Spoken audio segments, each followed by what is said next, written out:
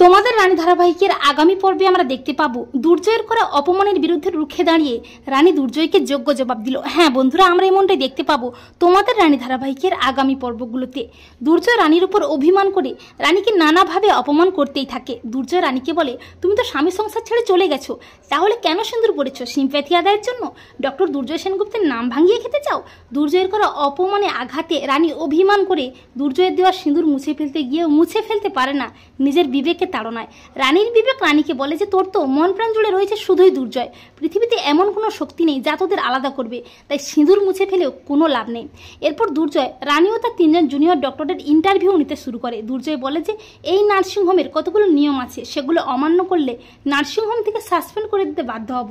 দুর্জয় বলে কোনো পেশেন্টের কন্ডিশন যদি খুব ক্রিটিক্যাল হয়, বড় ডক্টরের পারমিশন ছাড়া কোনো জুনিয়র ডক্টর পেশেন্টের ট্রিটমেন্ট করতে পারবে না, যেটা জুনিয়র ডক্টর রানী দেবরয় করেছে। এরপর ইন্টারভিউ নেওয়ার সময় দুর্জয় দেখতে পায় রানীর সিঁথিতে সিঁদুর নেই। তখন দুর্জয় প্রচণ্ড খেপে যায় রানীর উপর। দুর্জয়ের অভিমান হয় রানীর উপর। দুর্জয় মনে মনে ভাবে, আমি কি বললাম না, অমনি সিঁদুরটা মুছে ফেলতে হলো? এত তেজ তোমার রানী দেবরয়, তোমার দেখাচ্ছি তোমার কি হাল করি দেখো।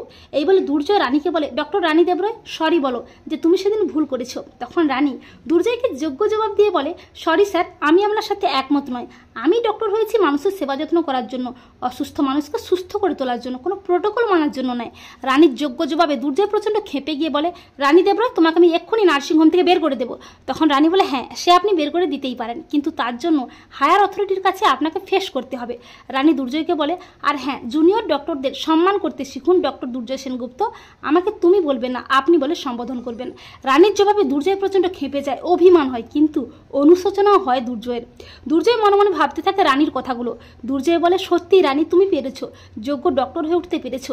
তুমি আমার সেই রানী যে একদিকে মাও হয়েছে আবার ডক্টরও হয়েছে। আর তুমি আমাকে যতই ভুল বোঝো না কেন রানী, আমি তোমাকে আঘাত করব, আর সেই আঘাত পেতে পেতে তুমি একেবারে খাঁটি সোনা হয়ে যাবে।